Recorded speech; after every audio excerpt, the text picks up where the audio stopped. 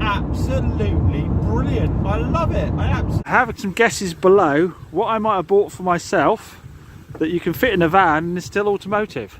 And I think we're just waiting on, what are we waiting on for the Saab now, Trev? But something happened on the roof. The mystery of the Jazz that was having all the heating problems. I just spotted the air fresheners. farminginthe.flesh.com. Look at that. Who remembers this? It was sitting in the background for a bit. It was the 2009, I think it's 50,000 mile Suzuki Vitara that had all the faded bonnet and the dented wing. Well, I dropped it down to the legend that is Malk, of course, who does all my bigger jobs. So we get David to do the small stuff if we can get him round. Malk does the bigger stuff for me. He did the bonnet and the wing, and oh my goodness, look at it. Look at the lovely metallic shine on that. Get out of the way, James. Look at that. He's done that, he's done the wing. It all looks absolutely fantastic. Colour matches bang on. So massive thanks, Matt. We can get this now machine polishing up for retail. As a result, Harry passed his test first time, so he's able to pick up and drive away his Fiesta today rather than having to have someone else pick it up for him. So hopefully he goes steady in his little turbocharged Fiesta. That sale was another recommendation. I've got to thank Woozy for that one. I don't know if she even watches the channel, but she had, I think it was 2 cars off me when I was down at Alfa Ragazzi. So you OG Chops Garage viewers remember my times down at Alfa Ragazzi. She had 2 cars with me, a Corsa and an Igo. But when this lady said she was looking for a car, I said, you've got to go and see James. So massive thanks for that. Biggest thing you can do for any business locally is give recommendations. So I'm really grateful for that. To prepping other stock that I know will sell in a heartbeat. Cash cow, I need to give it a good old machine polish because I don't know what it is with Nissans of this age with the whites, but they go really chalky. I don't know if they did a single stage where they didn't put a lacquer over the top, but they always need a really good machine polish. So we're going to get onto that and then hopefully pull out we've got the Cougar to pull out. That's had the paint done by Malcolm, so we need to pull that out and valet that. And the Vitara to pull out and valet that, and the Honda Civic Estate to pull out and valet that. Those are 3 ones that bang on retail that we need to pull out and get in here for retail. Oh, and obviously, sorry, the other one I'm thinking of that has sold potentially, well, the ladies put a deposit down to come and see it, but it is a distance sale, so you can get a deposit back, is the Nissan X-Trail, which is just down having the sensor fitted. So I had to pay in the end £250 for a genuine Nissan mass airflow sensor, which I think is utterly ridiculous for a bit of plastic with a little resistor on it, but hey ho, if it gets it working. We've got another Dacia in, and it is another buy from a subscriber. I forgot to ask if I could use his name, so I won't, but massive thanks for thinking of me when it came to selling this. Drove all the way down from just outside, I think it was just outside Wales, wasn't it, to come and drop this off. I might be wrong now, can't remember. But yeah, came all the way down and dropped this off. I've just sent them off to the Bell Inn at Chittlehampton because we know that's my favourite pub recommendation for them to go to if they're in this area. If you're not, you need to be going to the cider press in Weir Gifford, of course. But anyway, so yeah, the little Dacia has come in, and I've always wanted to try one of these. This is the Duster, and it says it right in front of me, and I nearly forgot it. This is the Duster. I've always wanted to try one of these because they're basically a nice little Dacia like the other ones I sell, but with the lifted ride height, which is perfect for around here in Devon. It's got that cracking little 1.5 Renault diesel engine in it, which gives you the good fuel economy and plenty of torque. I won't say how much torque because Royston will come in and correct me. I thought it was around about 225, but I never actually checked. He knows the exact figure, so I'm sure he'll be down in the comments saying. Yeah, nice white, which is a non-offensive colour for everyone. Bodywork's in good condition all round. We haven't really got to do any bodywork. We need to have a go at sorting out. I think there's a little gap here on the bumper, but I will say that if you look at any of my previous videos of Dacias, there's something about these models where they all get these panel gaps, and it hasn't necessarily been because the bumpers come off. It just seems to be about the fitment of their bumpers. If you look at the last blue one I sold, similar thing. The red one I sold, similar thing. They all get these little gaps. I don't know if they're clips just weaken over time, but we need to basically get that level because that'll, every time I walk by it, it'll upset me otherwise.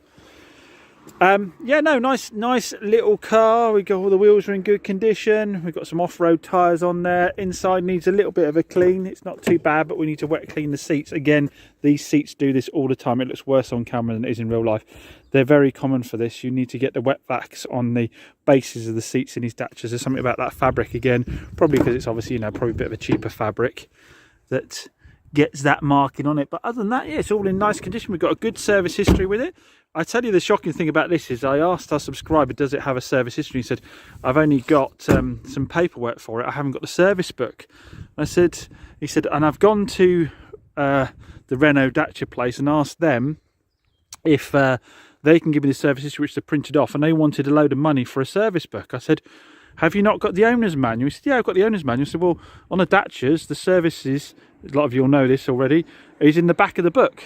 If you've got a Dacia, your service history stamps are in the back of your handbook. There isn't a separate service book for it. So I was very surprised that the Dacia Renault place didn't actually say that to him when he went there. They wanted to charge him up for a service book, which I don't know what they would have actually provided him, because there is no such thing. But they did luckily give him a printout of all the services.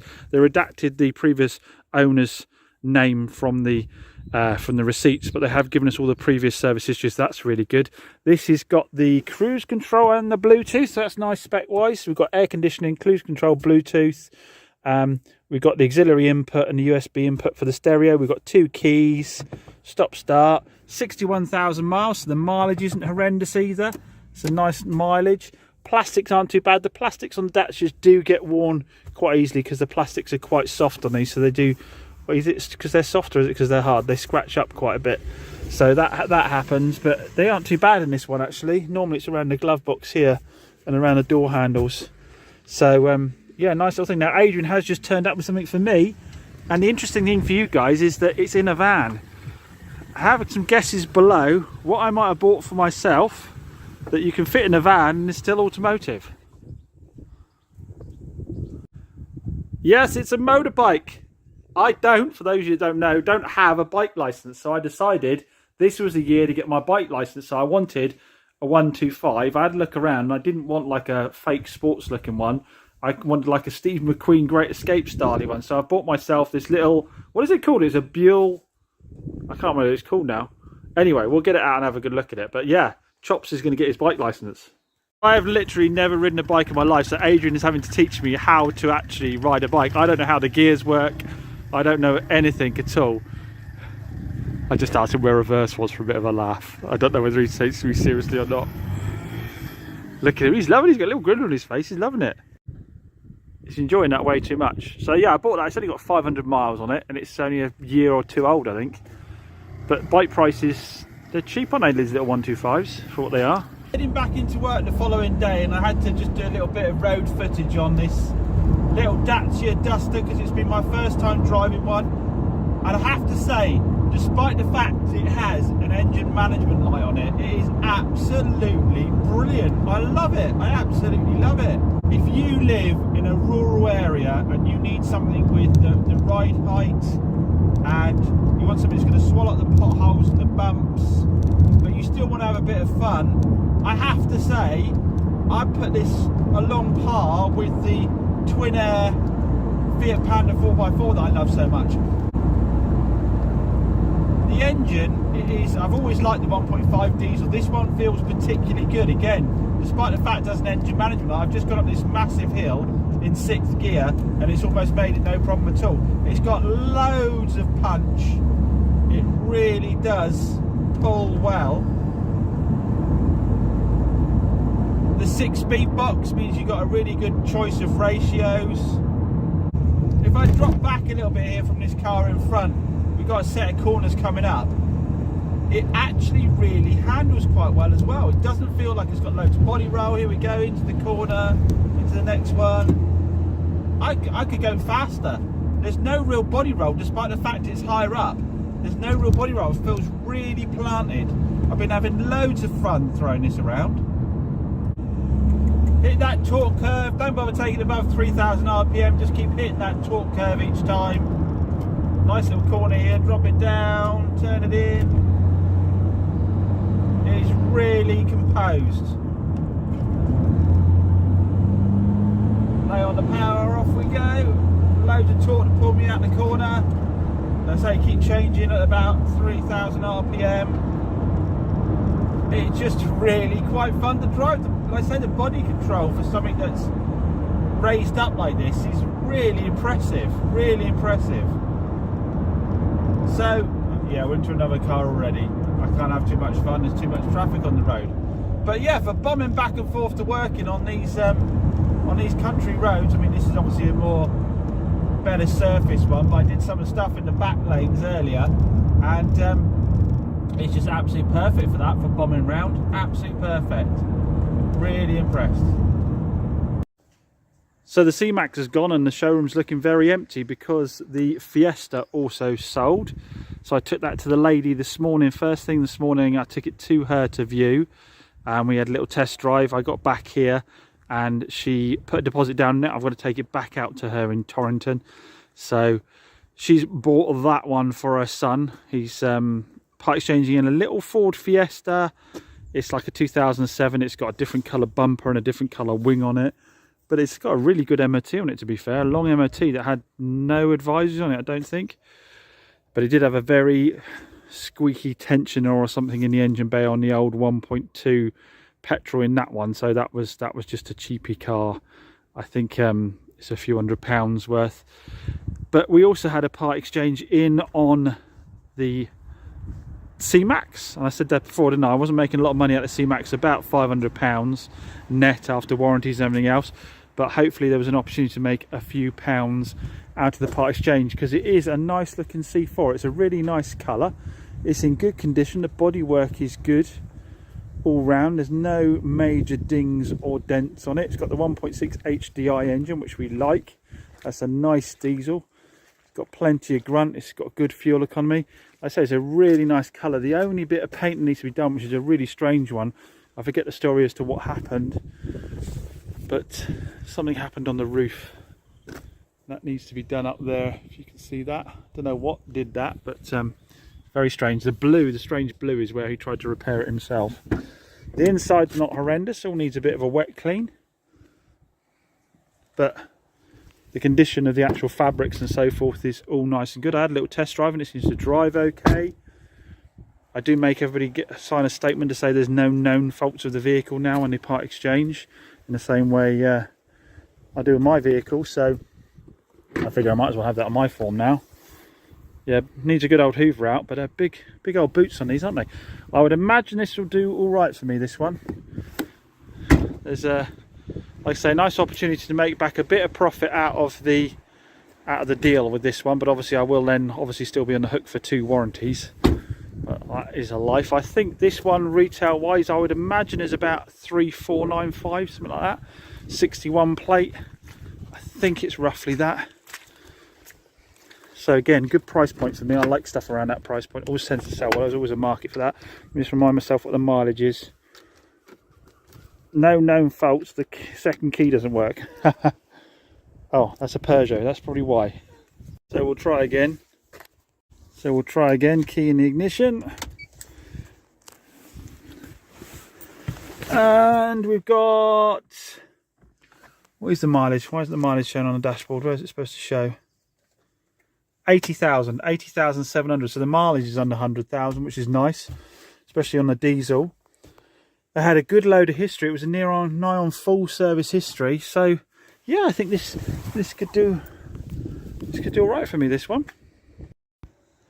So I've dropped my Civic Estate we got from the subscriber down to have its it needs a glow plug changing out on that one, and it needs a fresh MOT. Trev just updated me on the Jazz, the mystery of the Jazz that was having all the heating problems. Well, we put the new matrix in it, or he put the new heater matrix in it, and it has worked. He tells me he's getting hot air all the time now, as he should, and the engine isn't overheating. You can see it's still in bits though. He's waiting on a couple of trim clips to put it back together again, then we can get this back and put this back up for sale. I'm going to take away the Jazz, the Qashqai I'm taking away, which has had its fresh MOT, so that can go back up, get cleaned again and go in the unit for sale. And I think we're just waiting on, what are we waiting on for the Saab now, Trev? Everything's practically done, waiting for a battery clamp.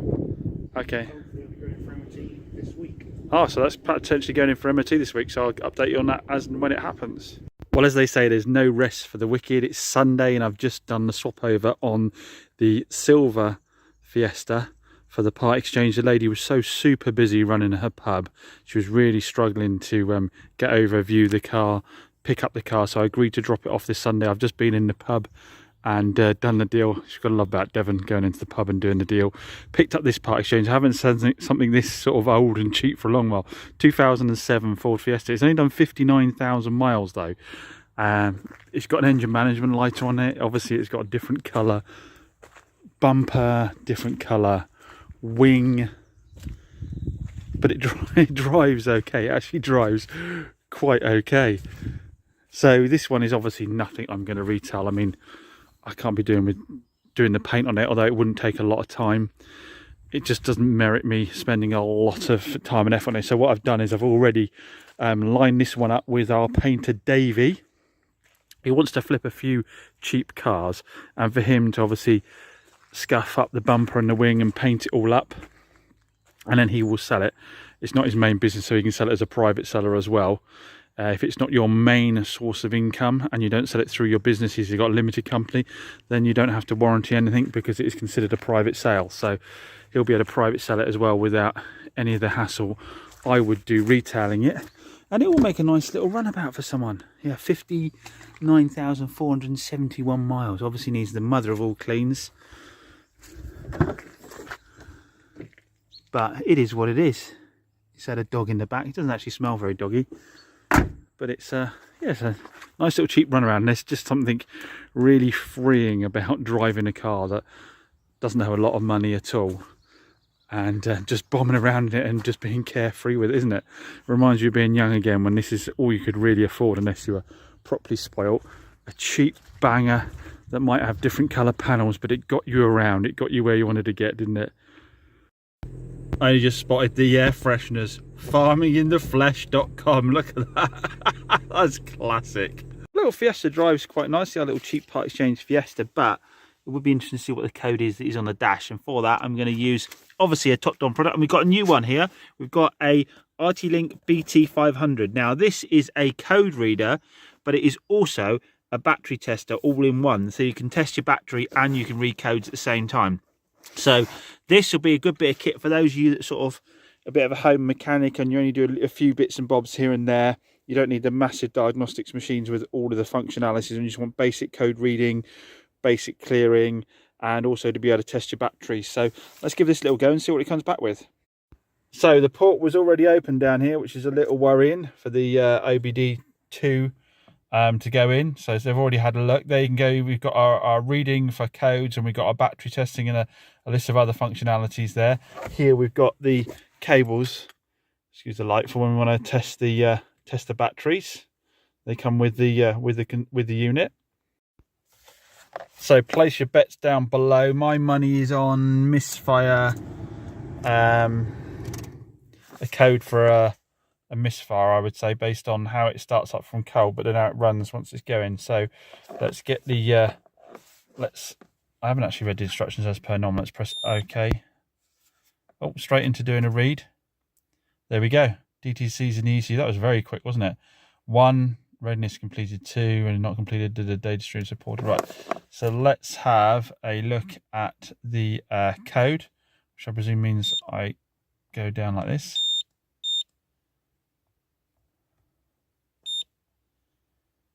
Right.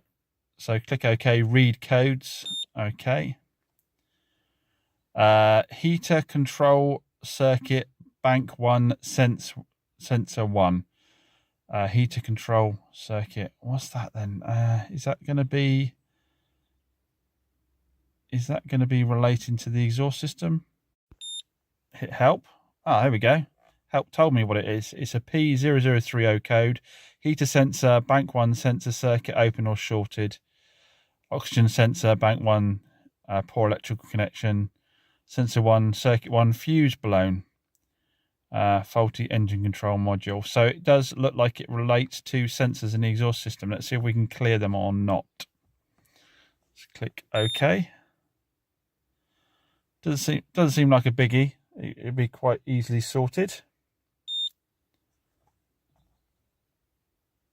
Let's exit that, and let's go to erase codes. We see below that read codes, we've got we can get data stream data, and we can freeze frame, O2 sensor test, evap system, onboard monitoring. It's got a raft of other features on it. If you want to go a little bit further in depth into your problem, at the moment I'm just going to raise the codes. Turn your ignition on with engine off, press OK. It is cleared. Let's see if we start the car, if it stays cleared or not. Oh.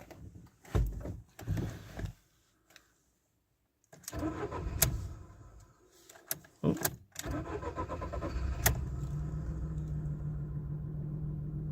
Yeah, so you can feel it running a little bit lumpy. It's obviously the it doesn't know quite what mixture it wants, and then as soon as it works it out, it idles quite nicely, and that probably explains why it drives really well as well. It's just kind of, it's probably giving itself to a base setting or something and running off that. So yeah, it needs some sensors by the looks of it, or sorry, a sensor on the exhaust system. So we may as well test the battery while we got it out. Let's go to battery test. All done on the keypad here. Okay, battery test. Oh, it's SAE. Ampage is 390. Let's take it down to 390. There we go. And testing.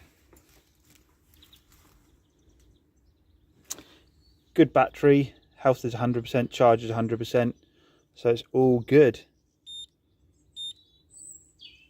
I did think it was not having any problem starting. It is actually a genuine Ford battery, so either that was changed genuine with Ford, or it's just lasted really, really well. So yeah, super cool little bit of kit. Like I said, there's two jobs in one for you, so you don't have to buy a battery tester separately. I will put a link in the video description down below for that, and no doubt Katrina's going to give us a fantastic special offer on it. So I will also put the special offer on screen now, like I say, and put a link in the video description down below, so you can grab yourself one of these if you wish. So yeah, I've just confirmed with Davey. Davey the painter's going to have this car. He's going to paint the wing and the bumper up, probably stick some wheel trims on it, give it a good clean up, and it'll make a nice little car for him. I told him I told him that it's cleared. I would never send the car out having cleared the code and then wait for it to pop back up again and not say anything to anyone. You know, trade to trade, people say about traders being dishonest. Trade to trade sales I find the most honest, because people are straight about that kind of thing. It, as we know, no disrespect, tends to be private sellers that keep stum about it. Not that this customer did, because the engine management light was on the dashboard when I got the car, but it obviously had it cleared before, I think, under the dash there. But yeah, I think it's just going to base rate to like a base map, but it absolutely drives absolutely fine on that setting. So you could just drive it as it is, couldn't you? But yeah, it was a bit of fun just hooning around in a super cheap little car for a while. Goes well with a 1.4, and it actually handles quite well as well. So yeah, nice little cheap car for someone, isn't it? You couldn't make this up for all my shouting about the reliability and how great L322s are. I've just come out to mine in the car park this morning, and all this is over the floor. So that means that buying something at the auction today might be a necessity to get me home. So the Shifting Metal boys having a good laugh about it, because they're in a 190,000 mile BMW that's okay. If we go through this list, what do we think is the car that I could buy from auction that is most likely to get me home? You do have to buy something I can drive home in today now, and I have no option. I'm interested to see what James' bidding technique's going to be. You know, we've got the head nod, the hand up, the wave. I'm going to go bidding mad. This, people, is why you check the MOT histories before you buy a car. You just thought that, did you? Yeah. Oh, nice. Right, let's go out here, Toby. My winner is coming through. We've got to make sure we buy it. The rules have changed. The goalpost has moved. You're going to have to buy a car off me in the car park at this rate. No, I just got one, mate. What did you get? I got the winner. I got the micro. You did it? 1,500 quid pounds. Oh no, hang on. So, what's yours? Engine operation has got an exclamation mark on it. Ticks across the board. Ticks. Don't forget, the raffle for this 2016 Vauxhall Adam is live. Tickets are just £2 each. The car has a brand new MOT. It is freshly serviced. It'll be coming out with a free 6-month warranty. As I said, tickets are just £2 each, with a portion of the proceeds going to Little Willow's Wish, which is a charity that supports families with children in hospital. I'll put a link in the video description down below. Don't forget, an alternative prize is £1,000 cash and a bundle load of topped-on diagnostics equipment. And should you choose that, we will sell the car off and give the proceeds of that to the charity as well, minus the £1,000 you had. So best of luck. Like I say, a link is in the video